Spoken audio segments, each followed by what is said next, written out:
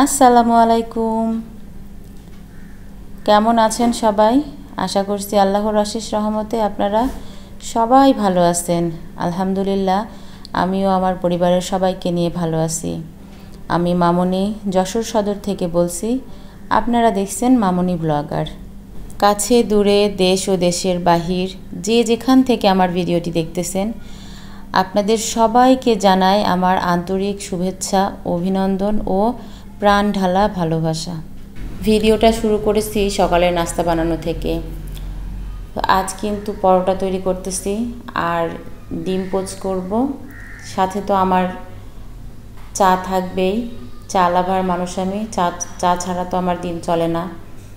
আর একটু গতকালকের কিছু তরকারিও আছে।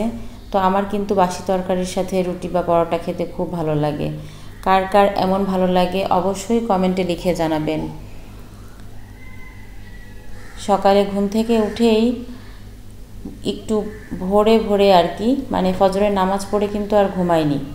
ফজরের নামাজ পড়েই আমি ছাদে চলে গিয়েছিলাম। আর ছাদে গিয়ে বেশ কিছু মানে মাটি আছে, সেখানে আমি বড় পাত্রে কিছু মাটি রেখে সেখানে আমি কিছু বীজ বপন করেছিলাম। তো সেই বীজগুলো সব চারা গজিয়েছে, সেই বীজগুলো থেকে সব চারা গজিয়েছে। আর সেই চারাগুলোই আমি এই যে বৃষ্টি হয়েছে, মাটি একটু নরম হয়ে গেছে, তো চিন্তা করলাম এটাই সুবর্ণ সুযোগ। এই সুযোগেই আমি এই চারাগুলোকে সুন্দর করে তার জায়গা মতো আর কি রেখে দিব। তো যেটাকে যে জায়গায় দিব, যে গাছটা আমি যে টবে লাগাবো বা যে পাত্রে লাগাবো আর কি, সেটাই আমি সুন্দর করে সবগুলো লাগিয়ে দিয়ে তারপর নিচে এসেছি। এসে এই যে নাস্তা বানাতে শুরু করলাম। আর নাস্তা তো বানাচ্ছি, নাস্তা বানানোর ফাঁকে আপনাদের থেকে একটু চেয়ে নেই।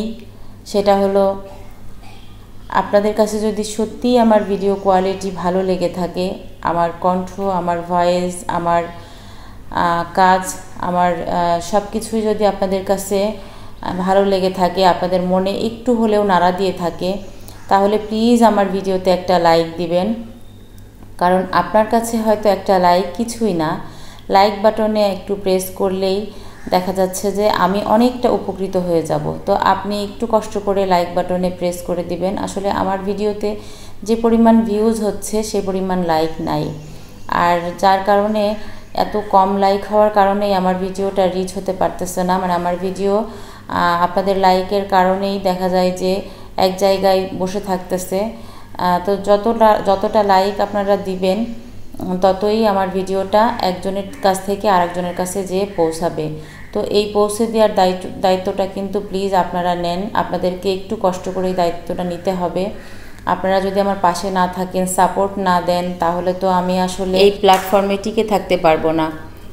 তো এই জন্যই বলতেছি যে আপনারা প্লিজ আমার ভিডিওতে একটা লাইক দিবেন এবং সম্ভব হলে আমার চ্যানেলটিকে সাবস্ক্রাইব করে আমার পাশেই থেকে যাবেন।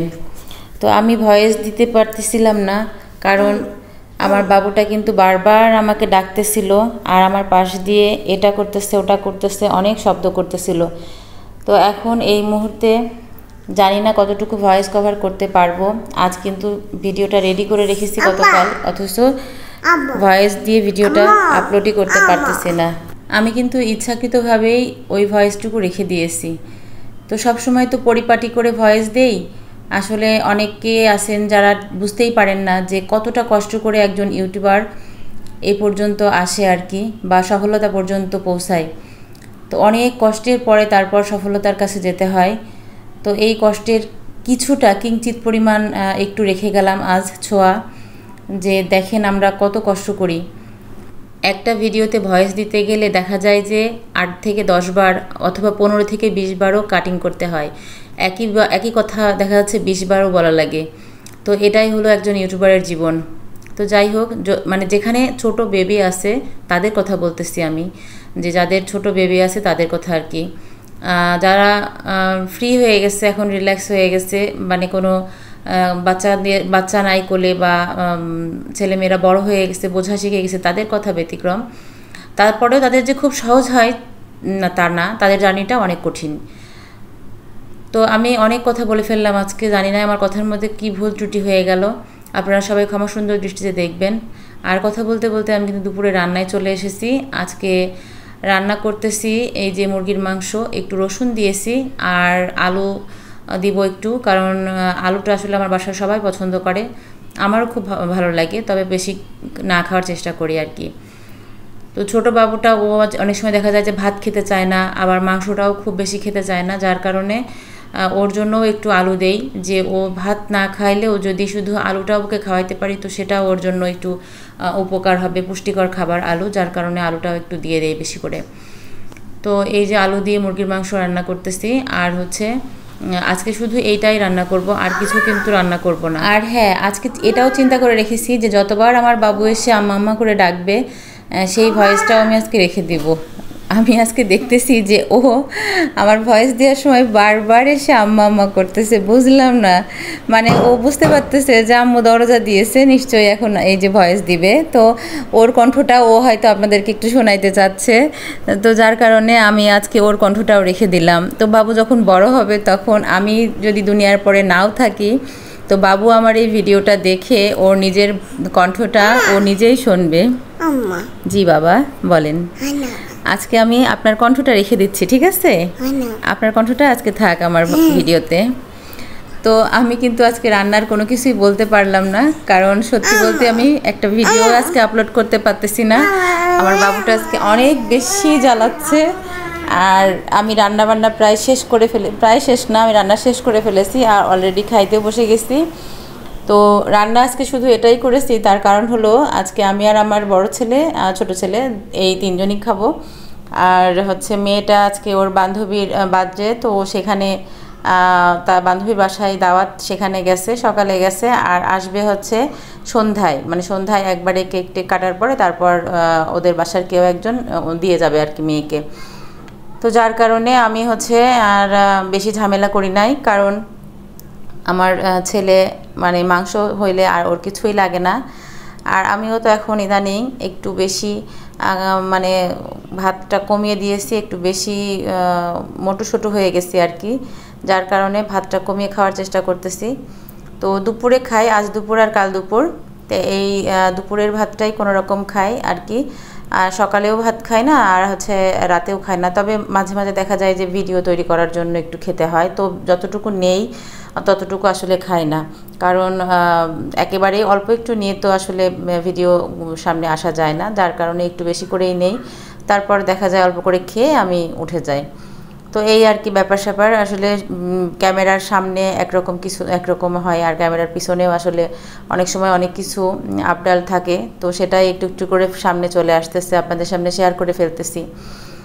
তো যাই হোক, অনেক কথা বলে ফেললাম আজ। তো রান্নাবান্না কিন্তু শেষ করেছি, মাংসটা কিন্তু অসাধারণ হয়েছিল, অনেক মজা হয়েছিল।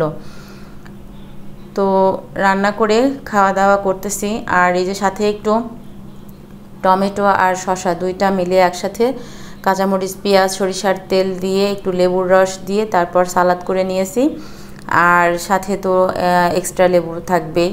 তো আমার কিন্তু ওই যে লেবু খোসাসহ কামড়িয়ে খাইতে ওটা খুব ভালো লাগে, তো ওটা আমি মাঝে মাঝেই খাই ভাতের সাথে আর কি। বিশ্বাস করবেন না, আজকের ভয়েসটা কভার করতে গিয়ে আমার যে কি পরিমাণ ভোগান্তি হয়েছে আমি আসলে বলে বোঝাতে পারতেছি না। মানে কতবার আমি যে হেঁটেছি, আর এই রুম থেকে ওই রুমে যাচ্ছি, ওই রুমে দরজা আটকাচ্ছি, ওই রুম থেকে এই রুমে আসতেছি, দরজা আটকাচ্ছি, এই করতেছি আমি সেই থেকে। তো একটা ভিডিওর ভয়েস দিতে যে আমার মনে হয় আধা ঘন্টা 45 মিনিট লেগে গেছে, তারপরেও আমি শেষ করতে পারতেছি না। তো আজকের ভিডিওতে হয়তো অনেক ভুল ত্রুটি থাকবে। রান্নাবান্না শেষ করে, খাওয়া দাওয়া শেষ করে তারপর কিন্তু দুপুরের পরে আর কি রেস্ট করেছি। রেস্টের পরে সন্ধ্যায় উঠে তো বাচ্চাদেরকে কিছু নাস্তা দিতে হয়, তো সন্ধ্যায় এই যে একটু পাকান পিঠা তৈরি করলাম। তো এটা আমার বাসায় প্রায়ই করা হয়, দেখা যায় যে এটা একটু নরম সফট করে তৈরি করলে প্রায় রেখে দিলে বাচ্চারা ঘুরে ঘুরে খাইলো, এই জন্য আমি এই পিঠাটা মাঝে মাঝেই তৈরি করি। তো পিঠাটা তৈরি করতে করতে আপনাদের কাছ থেকে বিদায় নিয়ে নিব।